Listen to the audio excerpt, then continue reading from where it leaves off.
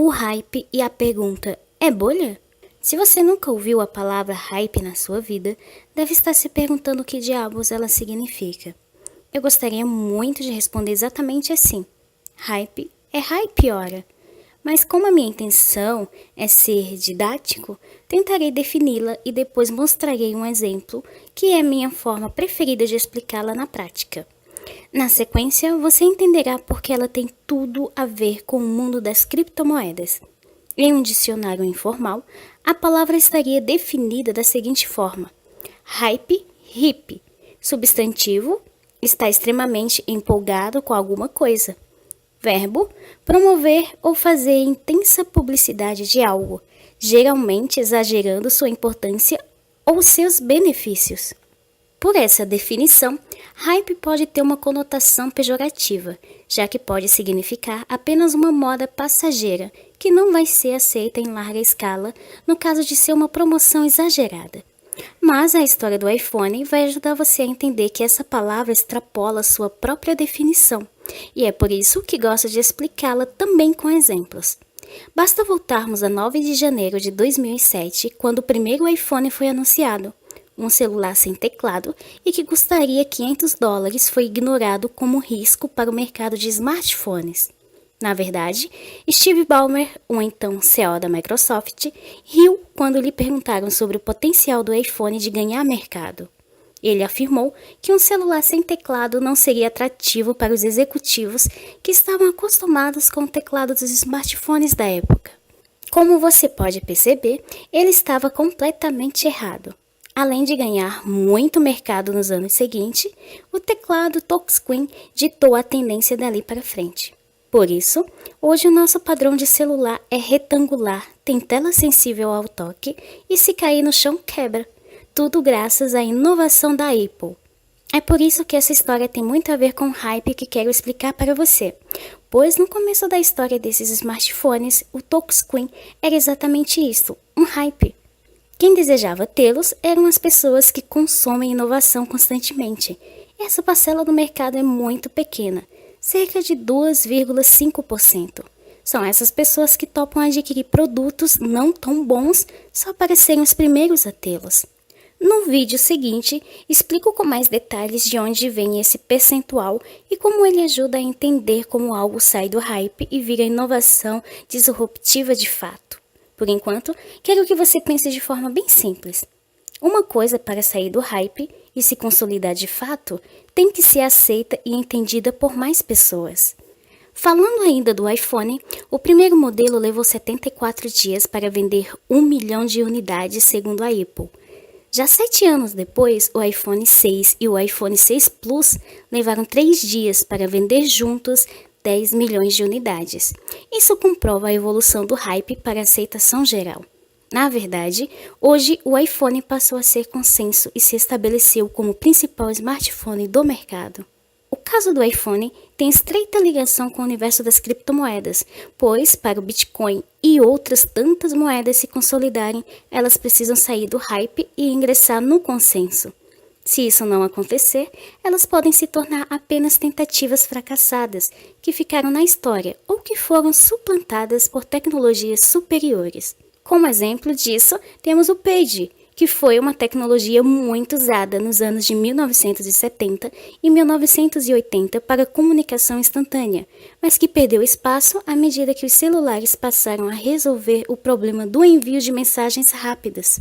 Além do uso da tecnologia para enviar pagamentos e fazer transações entre pessoas, as criptomoedas assumiram uma característica de investimento devido à sua forte valorização nos últimos anos.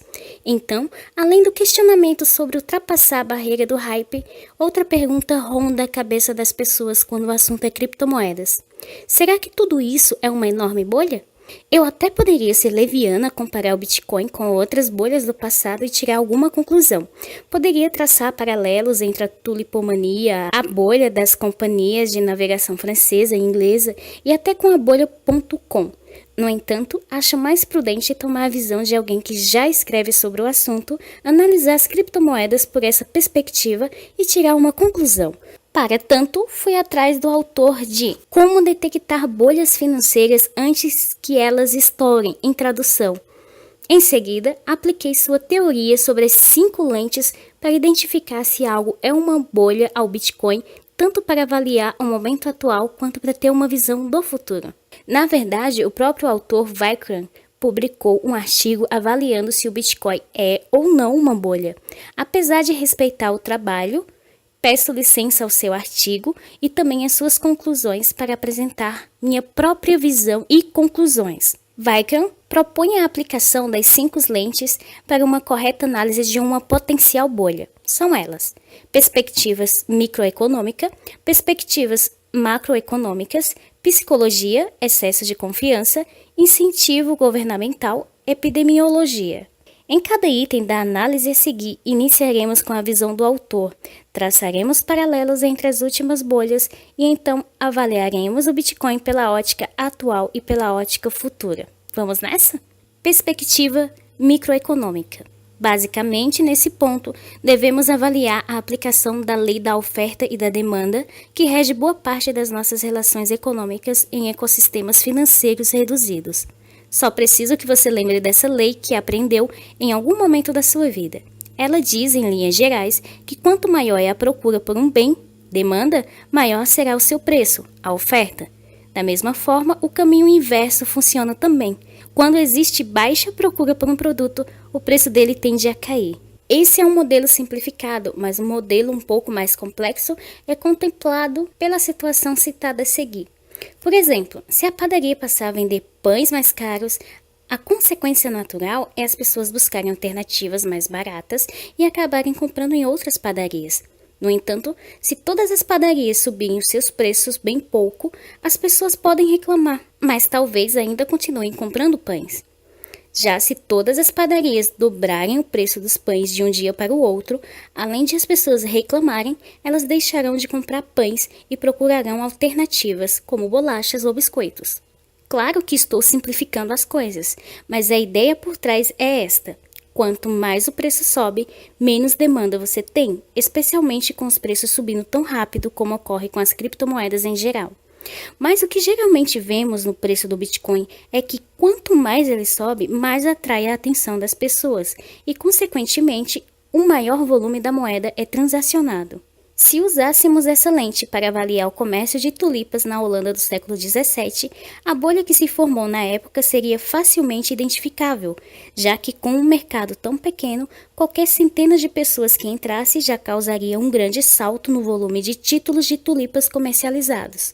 Ou seja, um salto no preço que atraísse uma centena de pessoas já representaria uma quebra da lei da oferta e da demanda, o que mostraria uma tendência à formação de bolha. Mas, hoje, nosso mercado é muitas vezes maior do que era o do século XVII na Holanda. Portanto, uma movimentação de centenas de pessoas não representa uma grande movimentação se olharmos de forma global. Por isso, apesar de o Bitcoin atrair atenção pela grande valorização, ainda temos menos de 1% da população que tem acesso à internet investindo em Bitcoin, segundo um estudo da Universidade de Cambridge. Faço essa análise utilizando a população mundial, porque qualquer análise sobre o Bitcoin tem que ser global, já que além de se propor a ser uma moeda global, ele é negociado no mundo todo. A tulipomania, por outro lado, deve ser analisada localmente, já que aconteceu apenas em solo holandês e que os títulos de tulipa eram negociados apenas por lá. Ainda continuaremos nossa avaliação com as próximas lentes de Vikram, mas pela ótica microeconômica, vemos que o Bitcoin não pode ser uma bolha, mas ele pode vir a ser, pois hoje ainda não temos a principal indústria financeira participando desse mercado como participa de outros, investindo em ações e títulos de dívida pública. A maioria dos investidores de bitcoins e de outras criptomoedas é pessoa física. Ainda temos uma indústria de 30 trilhões de dólares, não totalmente dentro desse mercado, pois por enquanto os fundos de investimentos não conseguem investir massivamente em criptomoedas. A partir do momento em que esses dois mercados se encontrarem definitivamente, poderemos ver a primeira lente de Vikram se confirmar no mercado de criptomoedas. Perspectiva macroeconômica. A segunda lente do autor é um zoom out da primeira. Agora vamos olhar para aspectos gerais e não mais para microsistemas individualmente. Por essa lente, é preciso analisar se existe alguma situação macroeconômica que ajude a elevar os preços das moedas. Para isso, devemos verificar se há a possibilidade de operação alavancada ou com margem de negociação. Esses dois tipos de operação são muito comuns no mercado de renda variável e podem ser definidos, basicamente, como operações de compra e venda com mais dinheiro do que você realmente possui. Por exemplo, algumas poucas corretoras oferecem a possibilidade de você operar criptomoedas alavancando até 100 vezes. Ou seja, se você possuir um Bitcoin, é possível realizar compras e vendas como se portasse 100 unidades do mesmo ativo. Essa condição ajudaria a sustentar altos preços e, se usada por muitos, poderia representar um risco de bolha. Na época da tulipomania, não era possível fazer operações com alavancagem de forma como fazemos hoje, mas as pessoas podiam pegar empréstimos com bancos e com outras pessoas, o que, em essência, é uma forma de alavancagem. Assim, por essa segunda lente, as negociações de títulos de tulipa também dariam sinais de bolha. Com as criptomoedas, a situação é diferente, pois apenas algumas corretoras oferecem a possibilidade de operar com alavancagem. Desse modo, enquanto no mercado de capitais atual a ampla maioria das corretoras oferece a oportunidade de negociar valores superiores aos que os clientes realmente possuem, nas corretoras de criptomoedas isso não é tão comum. Logo, pela segunda lente de Vikram, o Bitcoin não representa características de bolha. Contudo, assim como o mercado de capitais no início não oferecia muitas possibilidades de operações alavancadas, mas com o seu desenvolvimento foi popularizando esse tipo de operação. O mercado de criptomoedas pode seguir o mesmo caminho. Caso isso aconteça, poderemos ter características de formação de bolha pela lente macroeconômica. Psicologia, excesso de confiança. O ser humano é mestre em ver apenas o que deseja que seja verdade. Por esse motivo, a terceira lente de Vikram faz todo sentido para analisarmos uma bolha. O autor afirma que em uma formação de bolha, as pessoas estão super confiantes de que seus investimentos vão dar lucros e todas as informações que chegam a elas apenas confirmam a sua visão. Esse viés cognitivo é conhecido como viés de confirmação e leva as pessoas a aceitar apenas informações que confirmem seu ponto de vista e a ignorar as que vão contra suas ideias. Isso faz com que as pessoas, mesmo vendo o risco de bolha iminente, o desconsiderem por acharem que agora é diferente, que não precisam se preocupar. Na Holanda do século XVII, vimos um excesso de confiança das pessoas, pautado no aumento contínuo e indefinido dos preços.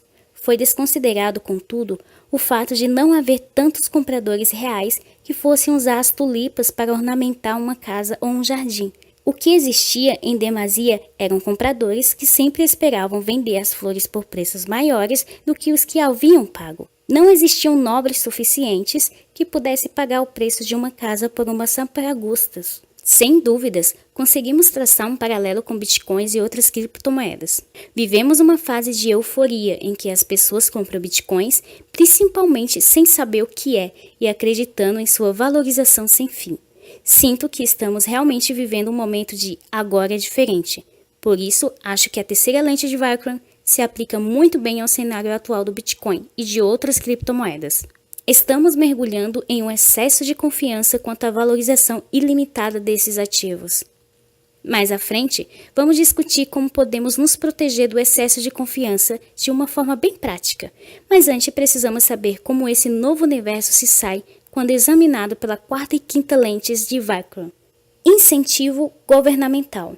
Assim como na segunda lente, em que uma característica macroeconômica pode ser responsável por uma bolha, a quarta lente também diz respeito a uma influência externa. Os incentivos governamentais podem criar uma demanda artificial por algum bem.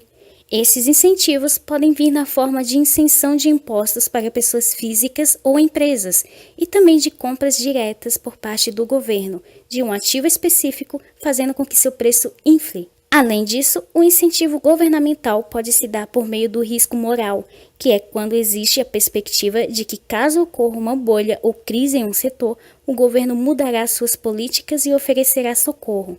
Isso dá a sensação de segurança a diversos setores, o que propicia que se tome mais riscos que o habitual, com a confiança de que se houver uma queda brusca em um setor, o governo será o paraquedas que vai salvá-lo. Na bolha imobiliária dos Estados Unidos em 2008, havia incentivos do governo que estimulavam esse setor da economia, além do que, é claro, havia a perspectiva de que o governo salvaria tanto o setor imobiliário quanto o setor financeiro se estes viessem a quebrar. Essa tendência foi confirmada no estouro da bolha, quando só um dos maiores bancos de investimentos não foi salvo, o Lehman Brothers. Ao olharmos para o universo de criptomoedas, vemos exatamente o contrário disso. O que existe é um desincentivo dos governos para que as pessoas utilizem Bitcoin e outras moedas digitais. O fato de esses ativos estarem fora do controle de qualquer banco central assusta os reguladores e faz com que rejeitem a tecnologia e o seu uso. Como consequência desse desincentivo, os governos também não demonstram que estejam dispostos a socorrer as pessoas em caso de crise nesse mercado. Por isso, não temos o risco moral no universo das moedas digitais, pois quem está investindo nele não tem a perspectiva de que algum órgão o socorra em casos de perdas substanciais. Como exemplo, podemos tomar o caso da MTGOX, uma corretora que alegou ter sido roubada grande parte dos bitcoins de clientes que estavam sob sua custódia. Como a empresa tinha sede em Tóquio, no Japão, várias pessoas procuraram o auxílio da Agência de Serviços Financeiros do Japão, mas esta declarou que nada poderia fazer sobre o ocorrido. Esse evento corrobora o fato de que as moedas digitais não têm qualquer incentivo governamental e, portanto, pela quarta lente de Vickrey, não apresentam características de bolha. Em um futuro próximo, não vejo os governos se aproximando desse universo a ponto de aceitá-lo amplamente e de posicionar-se para incentivá-lo ou socorrê-lo caso seja necessário. O que consigo ver é gradativamente alguns países passando a aceitar moedas digitais em circulação, enquanto outros as rejeitam. Já um incentivo puro e real para a doação da tecnologia é um passo que não vejo sendo dado no curto prazo, e por isso ainda não acredito que essa lente se torne verdadeira em um futuro próximo. Epidemiologia. Considero que a última lente de Vickrey seja mais fácil de se perceber quando está ocorrendo. Uma história que a ilustra é a de Joseph Kennedy, investidor de risco que saiu do mercado de ações pouco antes da Grande Depressão de 1929 por ter detectado uma epidemia de pessoas na bolsa. Kennedy fez a constatação quando recebeu dicas de um engraxate sobre como investir.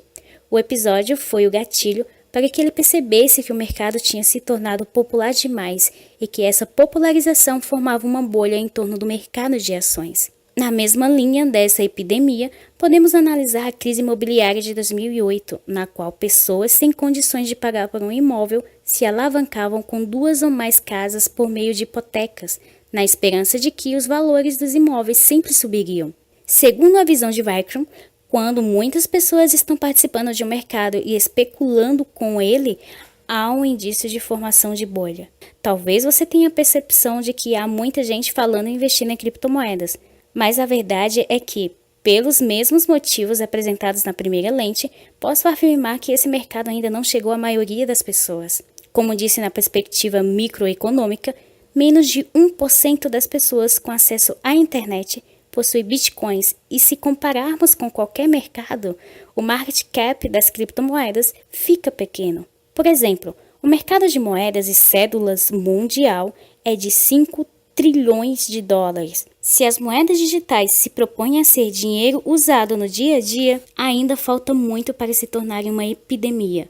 Por isso acredito que pela quinta lente de Vickrey, o Bitcoin não apresenta características de bolha. Porém, para o futuro vale a mesma ressalva que fiz na primeira lente.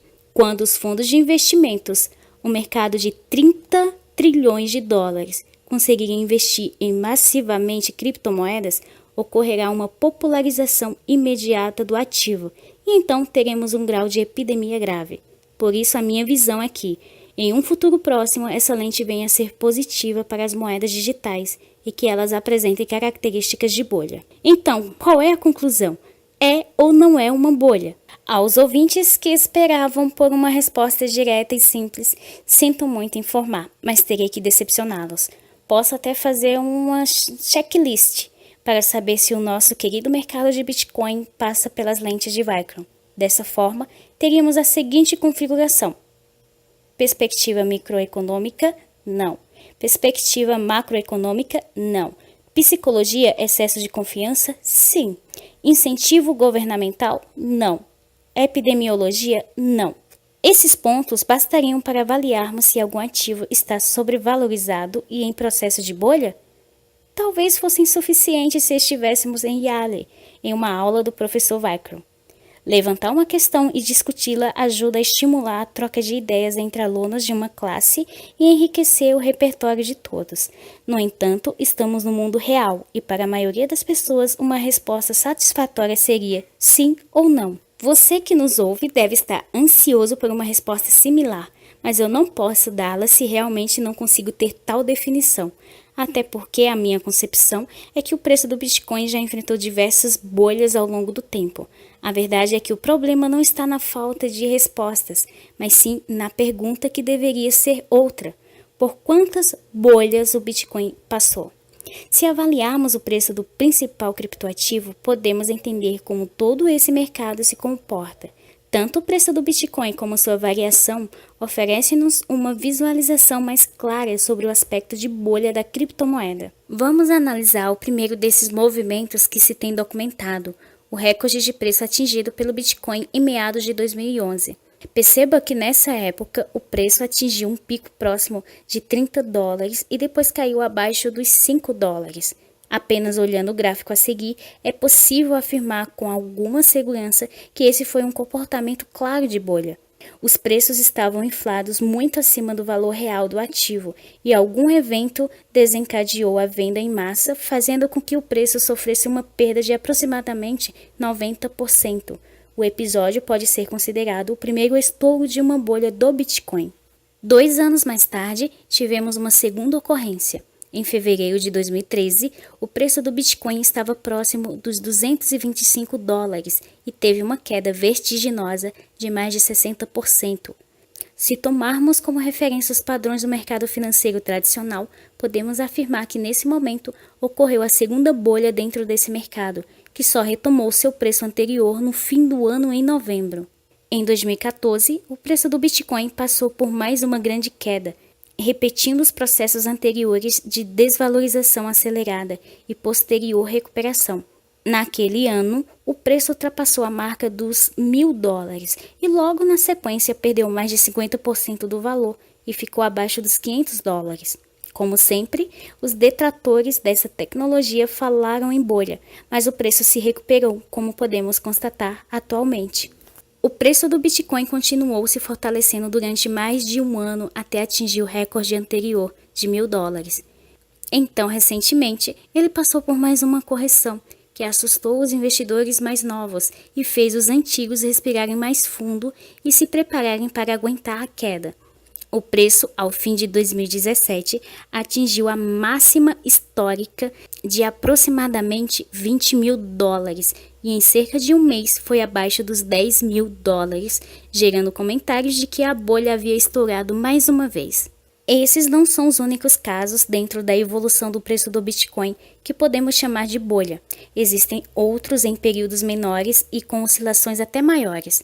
Basta analisar o gráfico da evolução dos preços em espaços de tempo diferente para conseguir enxergar esse comportamento por toda a escalada de preço da moeda digital. Ao visualizar períodos mais curtos e mais longos, é possível vê-lo como fractais, movimentos dentro de movimentos que compõem uma figura maior, bem semelhante às suas menores partes. Ou seja, a primeira bolha se tornou apenas um trecho pequeno da segunda, e assim por diante. Esses ciclos de altas e baixas têm ligação com a expectativa que as pessoas constroem em torno da utilidade do Bitcoin. Essa expectativa, por um suposto valor futuro, faz com que o preço oscile quando ela não encontra correspondência na realidade. Utilizando um exemplo simples, seria como se as pessoas acreditassem que o Bitcoin pudesse substituir o dólar e passasse a comprá-lo com essa visão. Como consequência, os preços subiriam bastante, mas à medida que o cenário esperado não se concretizasse, as pessoas começariam a vender suas posições e os preços cairiam. Seguindo a mesma lógica, podemos também analisar as grandes variações em que os preços se tornam cada vez mais altos. Nesse caso, seria como se as expectativas fossem se concretizando ao longo do tempo, o que estaria refletido nos preços crescentes. mas não na velocidade em que as pessoas desejavam e na qual apostaram. Daí as quedas abruptas em determinados períodos. Portanto, as maiores variações de preços seriam apenas resultado das expectativas das pessoas com relação à tecnologia e sua posterior desconstrução parcial, mas seguindo uma linha ascendente, porque o valor da tecnologia cresceria à medida que novos avanços fossem entregues. Por tudo isso, acredito que a pergunta mais certa a se fazer é: por quantas bolhas o Bitcoin já passou?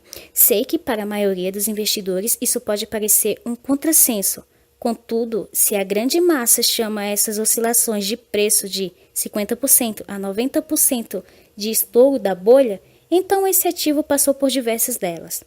No entanto, o ativo em si não deixou de existir. Na verdade, a cada novo choque, ele sai mais forte e foi buscar novas máximas de preços. Isso evidencia uma característica muito admirada por investidores de risco: a antifragilidade.